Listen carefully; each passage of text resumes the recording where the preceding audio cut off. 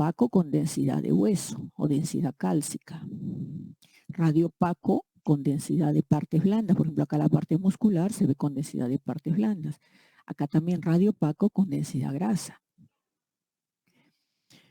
Acá el corazón, este es radio opaco con densidad partes blandas. Solo es radiolúcido lo que tiene aire. Entonces, ¿qué cosa tiene aire en nuestro cuerpo? Vienen a ser los pulmones. Entonces, acá los pulmones son radiolúcidos. Todo el resto es radio opaco con diferente densidad.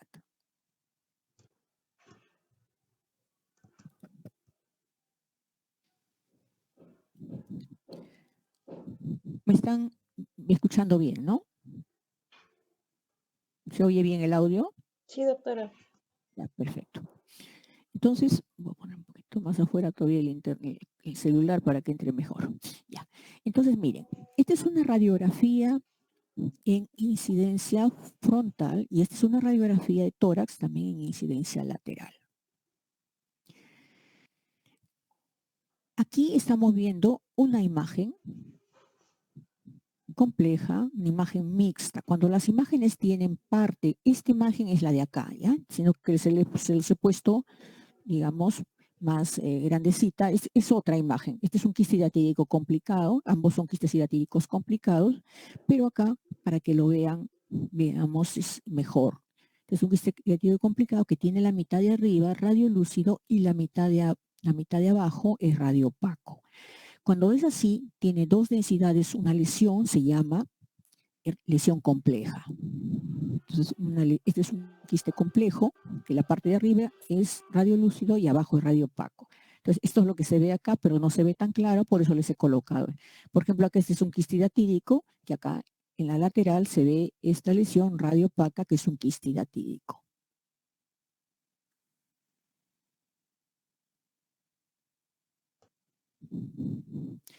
Entonces pasamos a la ecografía. La ecografía es un método que aparece aproximadamente en el año 1970 y está llegando al Perú aproximadamente en el año 75. Esta ecografía es un examen, es un método diagnóstico que es muy útil para todo lo que es parte blanda. Todo lo que es blando es excelente para evaluar con la ecografía. No nos permite ver hueso y no nos permite ver la parte donde haya aire. El ecógrafo se basa en sonido. Por eso se llama ecografía, estudio del sonido. Entonces, este es un ecógrafo, como van a encontrar en cualquier hospital, más grande, más chico. Este es el monitor del ecógrafo. Aquí está, esta es la pantalla, el teclado, donde se encuentran todas las funciones del ecógrafo. Y acá está la máquina, la computadora, que es una computadora que se encarga de transformar las ondas de sonido en ondas eléctricas. Estas ondas eléctricas son leídas en escala de grises acá con, digamos, la computadora que tiene y son trasladadas acá a la pantalla en escala de grises. Entonces, la base de cualquier ecógrafo vienen a ser los transductores, lo que están viendo aquí. Estos son los transductores. Estos son los que se utilizan para diferentes métodos diagnósticos, para diferentes zonas. Por ejemplo, este es un transductor romboidal. Este es un transductor lineal. Este es un transductor endocavitario y este es un transductor cardiológico. Cada uno de ellos tiene diferente frecuencia de megahertz. Como hablamos en sonido, tenemos que hablar de megahertz. Entonces, mientras mayor sea la frecuencia, mayor es la resolución que tiene. Por ejemplo, este transductor, que es de partes blandas, están viendo acá que es de 12 MHz. Acá dice 12. Existen transductores que vienen hasta 18 MHz, que es lo máximo que tenemos acá en el Perú, 18 MHz. Y el de menos frecuencia es el de 3.5 MHz, que es este que es para los abdomen. Entonces, mientras más resolución, mejor se ve, o sea, más megahertz tiene, pero tiene poca profundidad. Entonces, por ejemplo, este es de 3.5 MHz. ¿Para qué se utiliza? Se utiliza para evaluar abdomen. Como es de poca resolución, pero tiene una gran profundidad, 30 centímetros de profundidad. Entonces me permite ver hasta el retroperitoneo cuando ingreso por la parte anterior. Este de aquí es de, como les mencioné, acá dice 12 MHz. Como les digo, existe hasta 18. ¿Para qué me sirve? Me sirve para lo que son partes blandas. Entonces, como tiene una alta resolución, tiene una baja profundidad. Aquí con este puedo ver 3, 4 centímetros, no veo más. Entonces me es muy útil para tiroides, por ejemplo, para articulaciones, para ver, hacer Doppler, para estudio de partes blandas de los miembros, todo lo que sea parte blanda. Este es un transductor paracardiológico y este es un transductor endovaginal. Acá se coloca un preservativo y se pone a través de la vagina. Uno muy parecido también es transrectal, que se pone a través del recto. Uno muy más chiquitito son así igualitos los transductores endocavitarios, por ejemplo, los que se hacen para transesofágicos. Entonces, esto de aquí, estos transductores, acá, ¿cómo funciona? Acá se encuentran unos cristales de cuarzo. Estos cristales de cuarzo son los que vibran. Cuando vibran, emiten un sonido que es muy, muy bajo, es una escala muy baja que no lo percibe el oído humano, pero emiten un sonido. Este sonido sale de acá del transductor y es conducido a través del agua.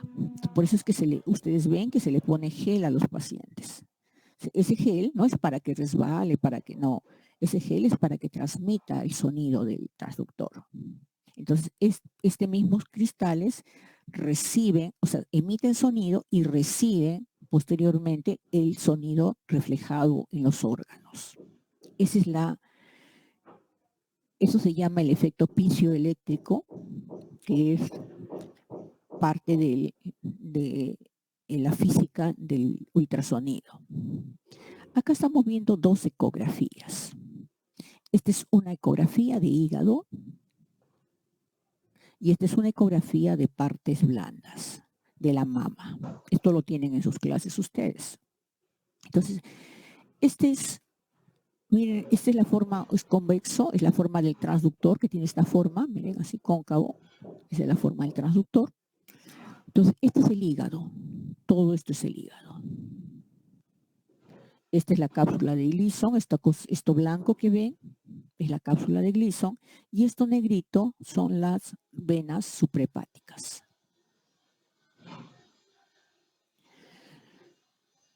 Acá, este es un transductor de partes blandas, el último que vimos, ¿se acuerdan? Esto, miren, es rectangular, como el transductor. Su profundidad de aquí es de, más o menos debe estar en 3 o 4 centímetros, no da más de profundidad. Mientras más resolución, menos la profundidad. Podemos con este tipo de transductor ver hasta el nervio. Imagínense los nervios, lo delgadito que son, se pueden ver los nervios. Entonces, este es, como les mencioné, una mama y este es un quiste que hay en la mama. Entonces, el lenguaje que se utiliza en ecografía, como es eco, es ecoico. Entonces, acá hay dos términos. Hiperecoico viene a ser todo lo que es blanco. ¿Qué significa? Que es un tejido más denso. Mientras más denso, se vuelve más blanco. Más duro, más blanco. Se llama hiperecoico. Y el hígado, el parénquima mismo del hígado es hipoecoico. Entonces, el agua se ve anecoico, negro. negro o ecolúcido le llaman también. Cualquiera de las dos es lo mismo, ecolúcido o anecoico. ¿Por qué se llama anecoico? Porque no produce ecos, simplemente deja pasar el sonido. Entonces, el sonido que pasa a través del agua me da una sombra blanca. Entonces, todo lo que es en mi cuerpo, en el cuerpo de ustedes, en el cuerpo de los pacientes, es agua, va a verse en la ecografía anecoico. Entonces, este es un quiste de mama y acá lo estoy viendo anecoico. Todo lo anecoico, todo lo que es agua, me da una sombra blanca atrás, lo que se llama un refuerzo posterior, esta sombra blanca.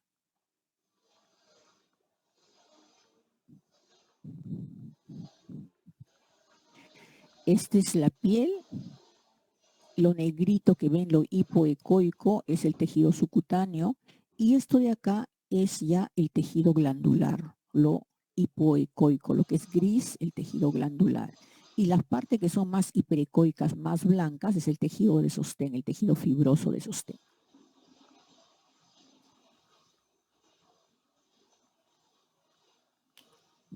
Acá también tenemos un hígado. En el hígado estamos viendo esta imagen de tipo como una pera anecoico. Esta es una vesícula biliar. La vesícula biliar tiene líquido, por lo tanto se ve negrito, ecolúcido o anecoico, con una sombra blanca atrás.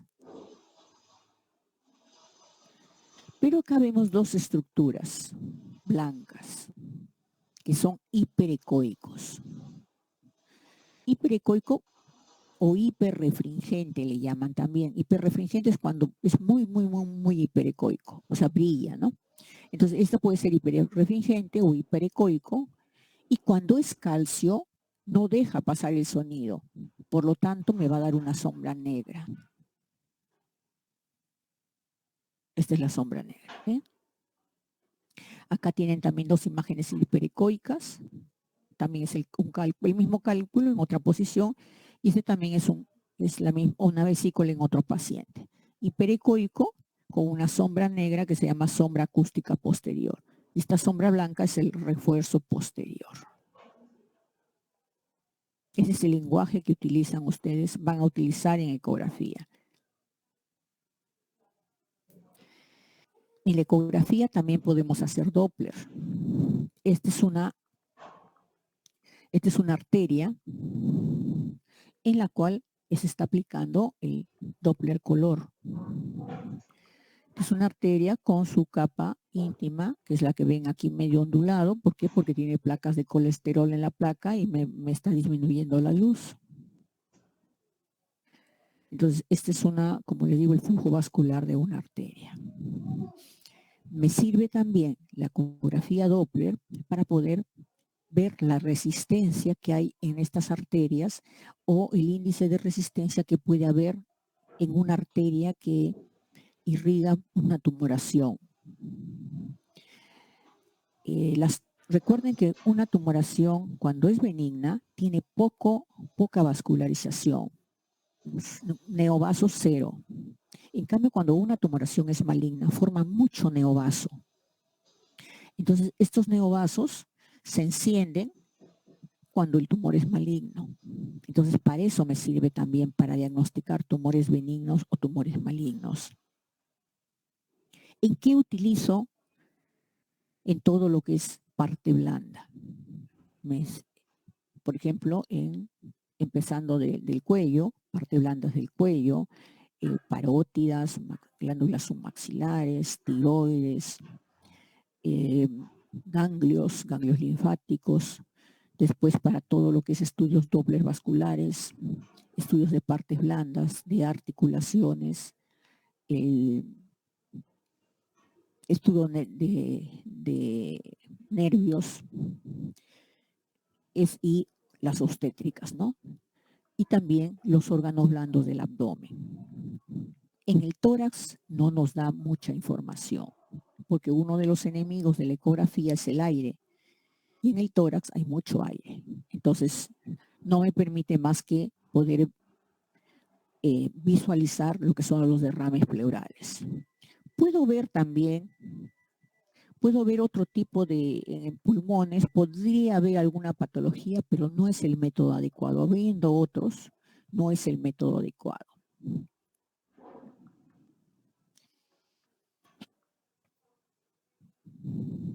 Posteriormente, ya en el año 90 al año 2000, aparece la tomografía. Este es un tomógrafo que los primeros tomógrafos se llamaban TAC y los últimos tomógrafos se llaman TEN. En realidad todos son TAC, ¿no? Pero estos TEN son un poquito más modernos. Entonces, ¿en qué se basa este tomógrafo? Este es el tomógrafo, se los presento, y aquí vamos a tener aquí tenemos el tubo de rayos X. Es bastante parecido a la máquina de rayos X. Aquí se encuentran tubo de rayos X, toda esta zona, y también se encuentran detectores de rayos X. Esta parte se llama gantry, toda esta zona se llama gantry. Esta es la mesa basculante, el paciente se echa acá y la mesa va entrando a este túnel. Entra aquí y va haciendo cortes. Los primeros tomógrafos hacían solamente cortes axiales, o sea, poníamos acá al paciente y como si fuera un jamón, entraba la máquina, la cuchilla, y va haciendo cortes solamente axiales. Después salen los tomógrafos espirales multicorte, los que ya empiezan a hacer cortes de tipo en espiral. Ya hacen cortes, ya tienen esta forma, los detectores están así como un resorte. Entonces ya no solamente me hace cortes axiales, sino ya también me hace cortes coronales y sagitales. Pero todavía hace cortes gruesos. Entonces, de aproximadamente 1,5 centímetros entre corte y corte. Entonces, en ese 1,5 centímetros que no corta, que no se ve, puede escaparse cualquier patología. Y por último, ya en el año 2005 más o menos, salen los tomógrafos espirales multicorte. Estos tomógrafos espirales tienen múltiples detectores en diferente posición acá. Entonces sale rayos X en diferentes, digamos, tomas, en diferentes posiciones, y me permite ya hacer cortes axiales, sagitales y coronales, pero ya más delgaditos, de medio centímetro, de 0,6, lo que permite hacer reconstrucciones tridimensionales. Entonces, miren, acá este es un cráneo, un corte axial de un cráneo, de un cerebro, donde podemos ver la sustancia blanca y la sustancia gris, y esto de acá viene a ser lo que son los ventrículos, el líquido que hay en los ventrículos, el líquido cefalorraquídeo que hay en los ventrículos, la bóveda craneana alrededor y el cuero cabelludo, ¿no? Este es un corte axial del tórax. Acá estamos viendo un corte coronal en ventana para pulmón del tórax, y este es un corte también coronal a nivel del abdomen con sustancia de contraste. Acá está viendo el hígado, los riñones, el riñón derecho, el riñón izquierdo, el vaso. Este es los músculos psoas, la grasa que rodea el meso. Y estos cortes, como les decía, me permite hacer cortes pequeñitos, chiquititos, milimétricos, y que me van a ayudar a hacer reconstrucción tridimensional.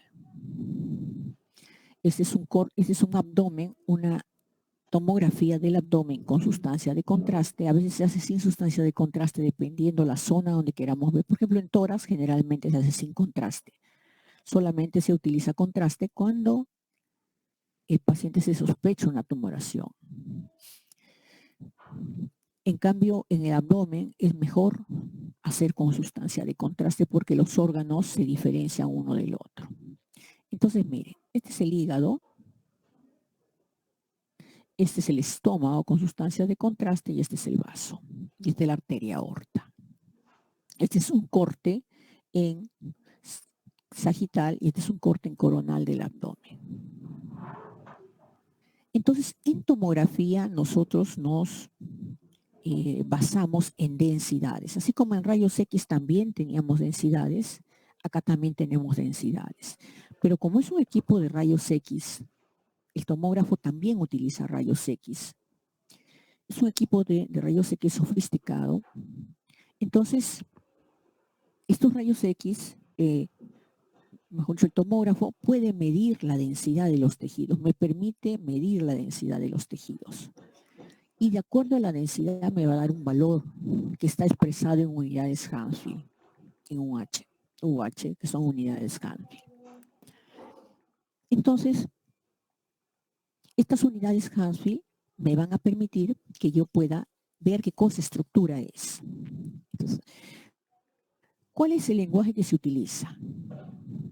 Se utiliza el lenguaje denso, hiperdenso, la densidad. Entonces, todo lo que es blanco es hiperdenso. Por ejemplo, acá el estómago es hiperdenso. ¿Por qué? Porque le han dado sustancia de contraste, que es hiperdensa. Esta es la arteria aorta, es hiperdenso. La columna es hiperdenso. Esta es densidad de sangre y esta es densidad de hueso. Pero todos son hiperdensos. Todo lo que es gris o lo que es negrito se va a llamar hipodenso. Entonces, esto es hipodenso. El hígado es hipodenso, el vaso es hipodenso, el músculo, los músculos lumbares son hipodensos, acá la vejiga también es hipodensa. Entonces, hiperdenso viene a ser todo lo que es blanquito. Entonces, como ustedes habrán visto, tenemos acá, en este abdomen, miren, tres estructuras que son hiperdensas. Esta es la columna, esta es la arteria aorta y este es el estómago. Yo aquí sé qué cosa es. Pero ¿qué sucedería si yo encuentro una imagen hiperdensa acá? Acá, por ejemplo, hay una chiquitita, pequeñita imagen hiperdensa. Imagínense que este pedacito que hay acá, que está brillante, sea más grande. Entonces, ¿qué es lo que yo veo? Entonces, yo esta imagen hiperdensa la veo aquí y digo, ahora, ¿qué es esto? Clínicamente, el paciente viene con síntomas así vagos que no da mucha información. La mayoría de pacientes, sobre todo en provincia, cuando ustedes le preguntan qué siente, te van a decir desde lo que sienten en la punta del pie hasta lo que sienten en la cabeza. Me duele esto, me duele el otro. Mezclan las enfermedades de todo, no se van al órgano. Entonces, a veces el cuadro clínico que ellos te mencionan te desorienta. Entonces, esta hiperdensidad que veo aquí, yo debo medir la densidad porque no sé qué es. No tengo un cuadro clínico. Entonces, al medir la densidad, yo ya sé qué cosa puede ser. Si tiene, por ejemplo, densidad, si esto es una calcificación, va a tener unidades Hounsfield de calcio. 1000 unidades Hounsfield, que es el calcio. Si esto es sangre, va a estar midiendo aproximadamente 70 unidades Hounsfield que mide la sangre. Si esto de aquí es líquido, en este caso líquido con sustancia de contraste, me va a medir 10, 12 unidades Hounsfield. Y así voy midiendo yo las unidades Hounsfield de acuerdo a la densidad que tengan. Cuando requiero, ¿no? Por ejemplo, acá esta es una tomografía del cuello en un corte axial, en un corte coronal y en un corte sagital con sustancia de contraste. Acá estoy viendo un tumor de la carótida, un globus carotidio, miren, en el corte axial, aquí en el corte coronal y aquí en el corte sagital. La tomografía tiene la ventaja que yo puedo hacer reconstrucciones tridimensionales como están viendo acá. Esta es una reconstrucción tridimensional del corazón en la arteria aorta y las ramas de la arteria pulmonar. Esto que están viendo en movimiento, esto es la arteria aorta abdominal con sus ramas. Y esta parte que ven media rosadita, esto es un aneurisma. Con la reconstrucción tridimensional yo puedo girar la imagen en 360 grados como lo está haciendo acá y puedo ver en diferentes ángulos la lesión que tiene el paciente. Esto es muy útil sobre todo también para ver la parte ósea, la parte de huesos, cuando hay fracturas que a veces no se ven fácilmente en la radiografía, porque la radiografía, recuerden, se superponen estructuras, se superpone la parte de adelante con la parte de atrás en una sola placa. En cambio, la tomografía tiene la ventaja que se puede separar estructuras fácilmente.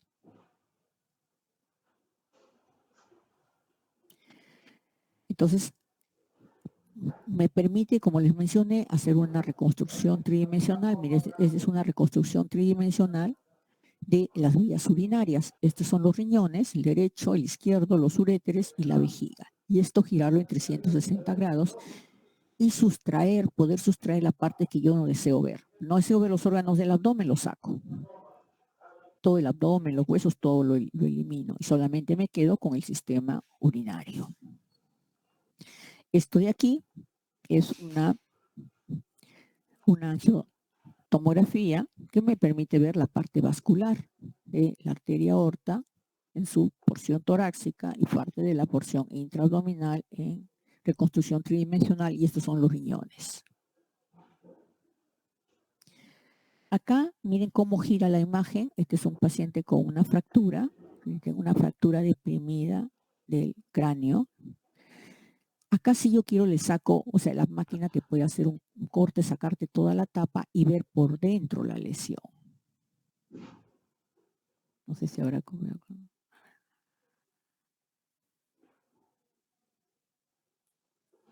No quiere. Bueno, esto giraba en 360 grados, ya no quiere girar ahora. Hasta esto me ha fallado hoy día. Bueno. ¿Qué pasó? Entonces miren así, eso me permite hacer la tomografía. Ahí está girando. Miren. Este es en el monitor de diagnóstico, en el que hice en antes. ¿Ven cómo gira la imagen?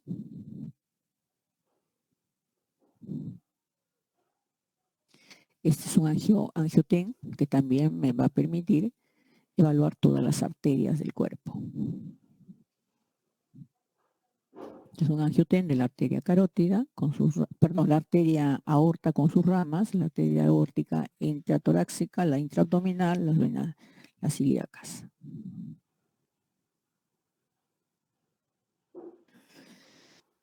Entonces tenemos en tomografía valores de unidades Hanfield. ¿Hasta ahí tienen alguna pregunta?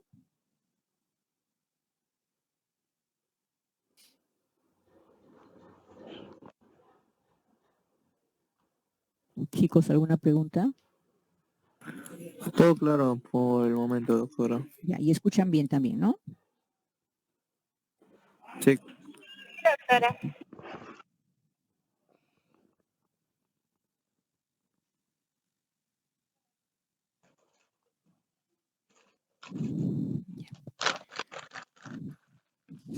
Entonces, miren, la tomografía, como les mencioné, se basa en unidades Hanfield. Entonces, las unidades Hanfield tenemos como base la densidad del agua. Entonces, el agua tiene 0 unidades Hanfield. Entonces, el agua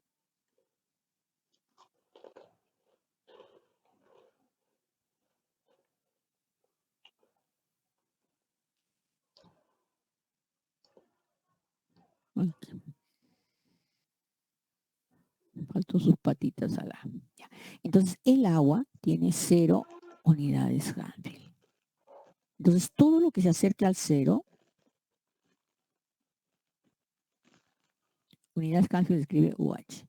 Han tenido hoy el día sábado, creo, la clase con el doctor Martínez, ¿no? La clase inaugural.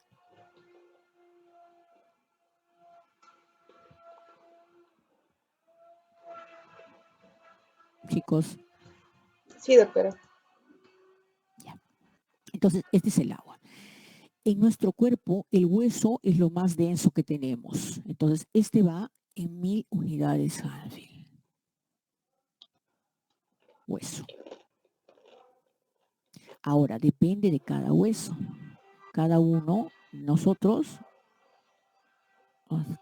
ya está, bueno, uso dice, bueno, cada uno de nosotros tiene diferente densidad de hueso. Por ejemplo, yo no voy a tener la misma densidad de la señorita que me contestó. Ustedes son jóvenes, todo está lo mejor de todo nuestro cuerpo está en ustedes. Entonces su densidad de ustedes, si les medimos su huesito, debe estar alrededor de 1000 unidades Hallfield. La mía debe estar en 500, 600 tal vez. Entonces va variando la densidad de persona a persona, inclusive de zona a zona del hueso. Pero es alrededor de 1000 unidades Hallfield. O sea, mientras más se acerca al 1000, más duro es un tejido. ¿Y qué es lo menos denso en nuestro cuerpo? Es el aire. El aire tiene menos 1000 unidades Hallfield, sino negativo. Es lo menos denso en nuestro cuerpo. Entonces, el aire van a tener menos 1000 unidades Hallfield. Entonces, mientras más se acerque, más lejos esté el signo negativo, más, digamos, es aire. Cables ponen pulmones de 100 a 800, ¿no? Más o menos. Entonces, ¿qué otra cosa tiene signo negativo? Es la grasa. La grasa tiene signo negativo. Mientras más grasoso, más signo negativo. Entonces, no es lo mismo la grasa, por ejemplo, que hay en la mama, la grasa que podemos encontrar en la barriguita. Hay grasas que ustedes saben que hay grasa blanda y hay grasa que es más dura, dependiendo de la zona, pero todas las grasas tienen signo negativo. Entonces, cuanto más se acerque al agua, va a ser más líquido. Entonces, un quiste debe estar en 12, 10, 15, mientras más denso, más. La sangre, cuando es un coágulo, tiene 70 unidades Hallfield. O sea, un coágulo, un hematoma, tiene 70 OH.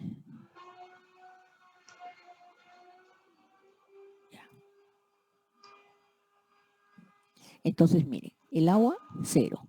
El hueso, 1000 y el aire, menos 1000. En base a eso ya ustedes juegan, digamos, a cómo es la densidad. Y ponen de término medio a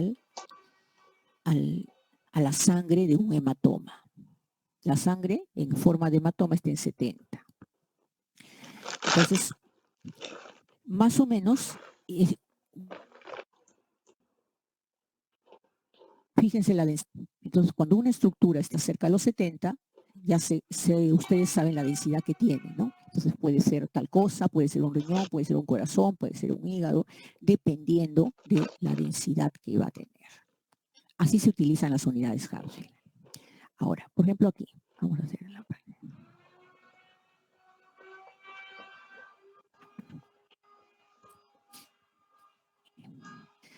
Viene un paciente que lo han traído en ambulancia, ha convulsionado en la calle y ha perdido el conocimiento.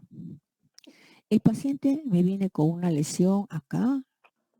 Yo cuando le tomo la tomografía o cuando le toma el tecnólogo médico la tomografía, encuentro una imagen hiperdensa. Pongamos que acá está la imagen blanca.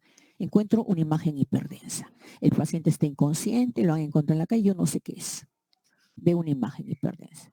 Entonces digo, esto es calcificación. Puede ser, ¿no es cierto?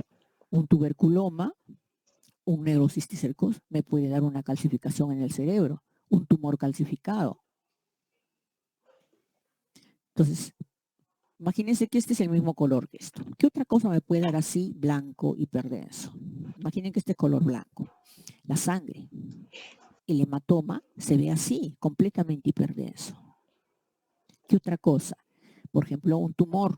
Los meningiomas son tumores que se presentan en forma hiperdensa. El tratamiento para el meningioma es muy diferente al tratamiento o el protocolo que van a seguir si encuentran un hematoma o si encuentran una calcificación. Si encuentra calcificación y ha convulsionado, le dan corticoides para que se desinflame el cerebro. Si encuentran un tumor, tienen que derivarlo a neoplásicas o pasarlo a oncología. Si es un hematoma, tienen que darle coagulantes y ver la magnitud de ese hematoma que está comprometiendo. Entonces, para eso me sirven las unidades Hanfi. Entonces, yo mido aquí, tiene 1000 unidades Hanfi. 800 unidades Hanfi. ¿Qué pensaríamos que es? Un granuloma, ¿no es cierto? Una calcificación cerebral por una tuberculosis. Si yo miro aquí y tiene 80 unidades Hanfi, entonces digo, esta es una tumoración que es un poquito más dura que la sangre, que el hematoma. Entonces debe ser un meningioma. Ahora, yo mido acá y tiene 70, 68, más próximo al 70, este sangre. El paciente ha hecho un derrame. Para eso me sirve, para poder diagnosticar una estructura que yo no sé qué es y puedo confundirla con otra. Para eso me sirve las unidades Hanfi. Si yo ya sé qué es, no tengo por qué utilizar unidades Hanfi. ¿Para qué? Ya lo sé. Yo sé que acá hay líquido cefalorraquídeo, ya no tengo que medirlo.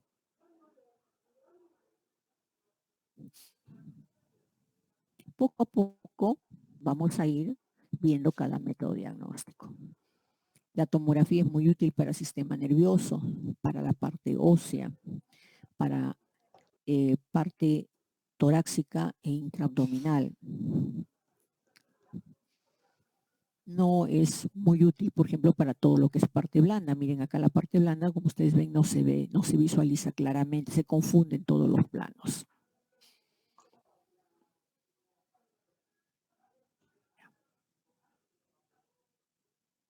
Y el último método es la resonancia magnética. La resonancia magnética es un método en el cual se basa en ondas electromagnéticas. Aquí esta parte se llama, este es un tubo, el cual existe aquí un gran imán que es el que emite las ondas electromagnéticas. Esto se llama magnetón. Entonces acá hay también detectores que al momento de que emite las ondas electromagnéticas, el paciente entra acá y las ondas electromagnéticas chocan con los átomos de hidrógeno del cuerpo y hacen que el átomo de hidrógeno se mueva. Entonces, el movimiento de los átomos de hidrógeno es lo que nos va a dar la diferente escala de colores. Cada órgano, dependiendo de la cantidad de grasa y la cantidad de agua que tenga, que son las estructuras que más átomos de hidrógeno tienen,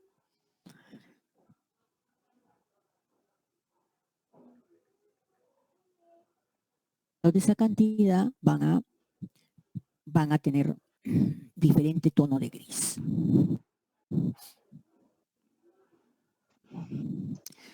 Entonces, esta es la imagen que me da la resonancia magnética. En resonancia magnética, el lenguaje que yo utilizo, recuerden que mucho depende de la intensidad de la onda electromagnética. Entonces, se llama hiperintenso o hipointenso. Hipointenso es todo lo que es negrito. Por ejemplo, aquí el agua de líquido cefalorraquídeo es negrito, es hipointenso.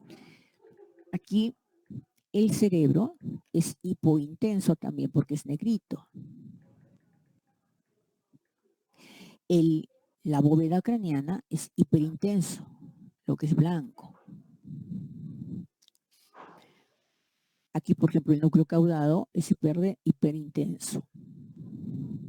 O sea, todo lo que es blanco es hiperintenso y todo lo que es negrito o gris es hipointenso. Entonces, habrán ustedes escuchado hablar de potenciación.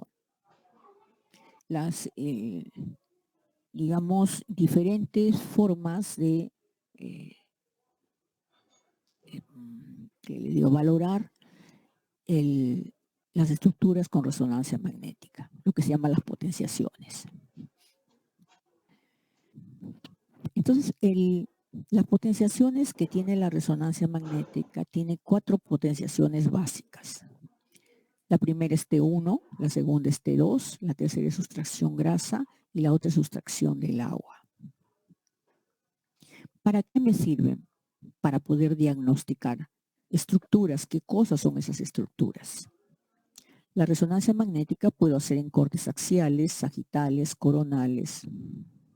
Y también se puede hacer reconstrucciones tridimensionales, aunque no es no es tan frecuente, ¿no? O sea, no es tan frecuente su utilidad, porque más se utiliza para la parte del sistema, las vías biliares, y también para lo que es arterias. Para eso se utilizan los tridimensionales.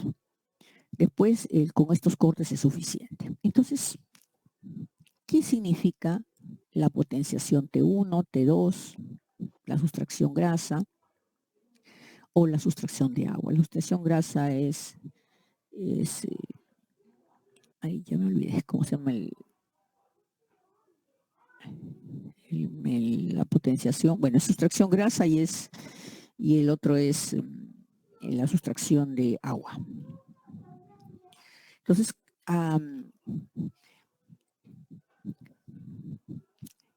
esto de aquí es potenciación en T1. ¿Cómo sé yo que es potenciación en T1? En la potenciación en T1, los líquidos se ven negritos, se ven hipointensos. Entonces, el líquido cefalorraquídeo se ve negrito. Acá, el líquido cefalorraquídeo que está alrededor en el sistema en el espacio subaracnoideo también es negrito. En potenciación T2, lo que es líquido se convierte en blanco. Miren, el líquido cefalorraquídeo se ha vuelto blanco, se ha vuelto hiperintenso. Entonces, esos son los 2 potenciaciones básicas. La otra potenciación básica es la potenciación de sustracción de agua, que es la FLEI, se llama FLEI. La sustracción de agua, ¿qué significa? Significa que yo sustraigo de las imágenes todo lo que tenga agua. Entonces, si yo veo una lesión que desaparece, que la veo en un corte, el cual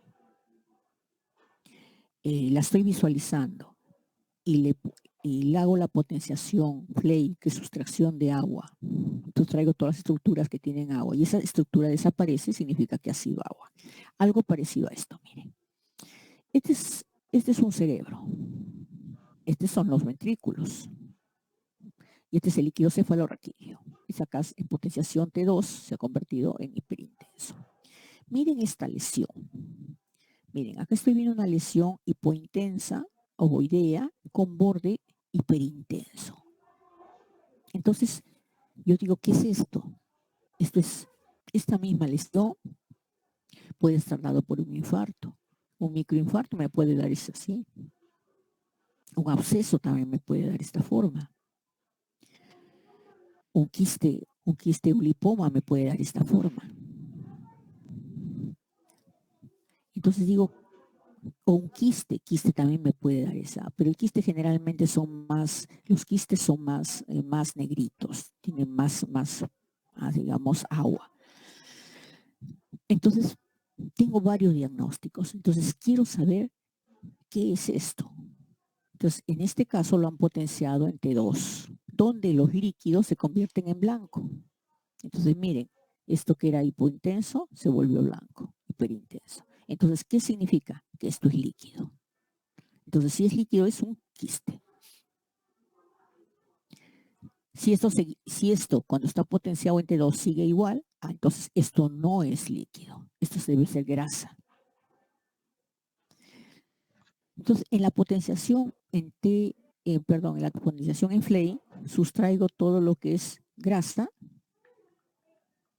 sustraigo todo lo que es agua y en la potenciación de STIR sustraigo todo lo que es grasa. Son dos potencias. Lo que la vamos a visualizar cuando veamos patologías. Cada método diagnóstico se utiliza en diferentes zonas del cuerpo. Este es un corte en sagital a nivel del cráneo. La nitidez con que se ve las estructuras son mucho mejor que en la tomografía. Una columna potenciada en T1. Miren aquí el líquido cefalorraquídeo del canal. Está negrito, hipointenso. Cuando se le aplica el T2, miren, se volvió el líquido cefalorraquídeo, todo lo que tiene líquido se volvió hiperintenso. Entonces, ¿para qué nos es útil la resonancia magnética? Nos es muy útil para lo que son articulaciones, por ejemplo, la parte blanda articular. Este es un hombro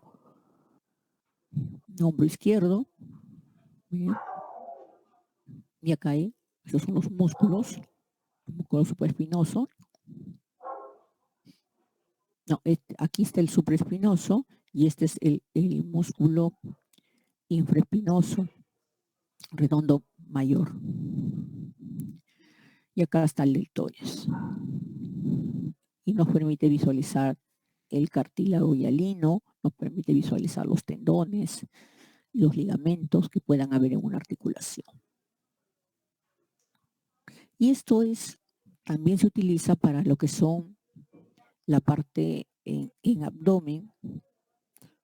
No tiene, digamos, mucha ventaja la tomografía, pero en la parte de vías biliares sí es excelente las colangioresonancias. Por ejemplo, acá hay una colangioresonancia donde veo la vía biliar intrahepática, el colédoco, el conducto cístico, la vesícula biliar. Y esta es una arteriografía cerebral, perdón, esta no es arteriografía, esto es una angioresonancia cerebral, en la cual me permite ver todos los vasos del polígono de Willis y sus ramas.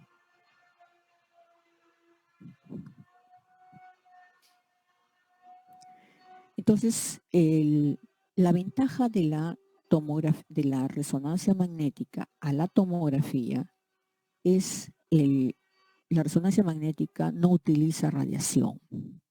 Por lo tanto, no es dañina para el paciente y puede ser utilizada en niños, en gestantes.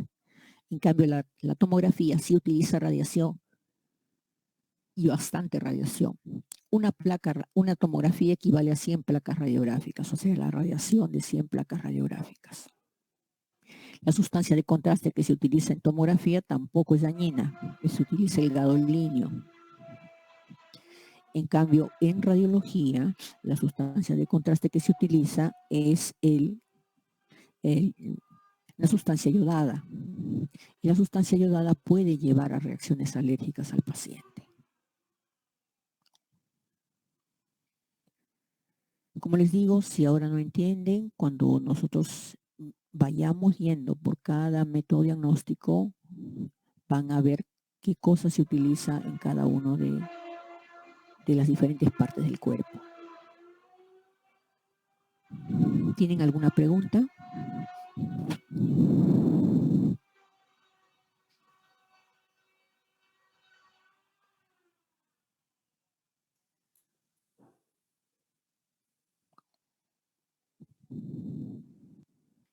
¿Alguna pregunta, chicos? No, doctora, todo claro, gracias. Ya. A ver, voy a ver la lista, quiénes están y sus nombres porque no los conozco.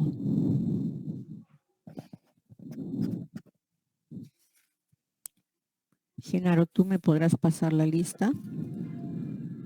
O de repente ya el doctor, no, Genaro ya abandonó. A ver, está presente Jacqueline. Presente, doctora. Espino, ¿no? Espinosa. Espinosa. Saeli Dueñas. Cumpa. Loaiza. Chuquispuma. Alexandra Gaciela.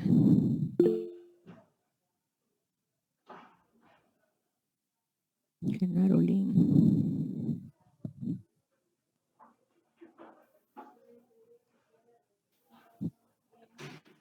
César Bryan. Presente, doctora, buenas tardes. Luis Carlos Jara es Jaramillo.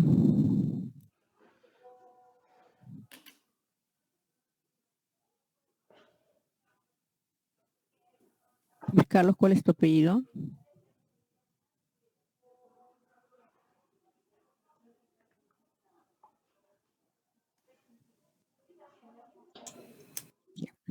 Silvia Ingrid. Buenas tardes, doctora, presente. Viane León. Buenas tardes, doctora, presente. Saeli Lidia. Buenas tardes, doctora, presente. ¿Cuántos son ustedes? ¿13? Según el grupo de WhatsApp somos 20 personas. Ya, pero están divididos en 2 grupos. A y B. No, del día lunes somos con ustedes los 13 o los 20. En el grupo están 13. Ya. Con doctora Sánchez. Del día lunes. Ajá, 13 ya. Lunes y miércoles, claro.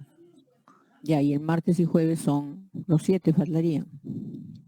Acá hay una pequeña acotación, doctor. Lo que pasa es que acá mi compañera Márquez se le acabó de celular su batería y estamos haciendo la clase juntos acá en la Ricardo Palma, en la universidad. Acá le podría presentar un poco. Me imagino. Pero se ha pasado lista. Los primeros días siempre es así, estamos medios. Ya el día miércoles vamos a estar ya mejor. Doctora, disculpe. Soy Loaiza, creo que yo soy del grupo de los martes y jueves. Ya. Ya el martes y jueves ya no ingresas, pues, porque ya has asistido a la clase.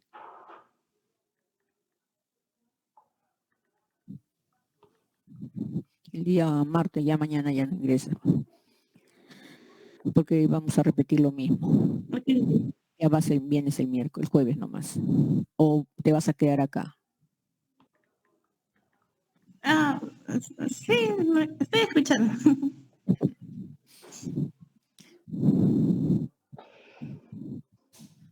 Listo.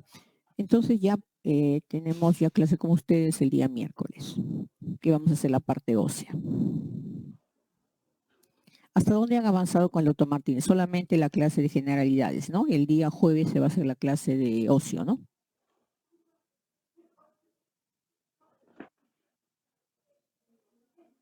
Sí, doctora.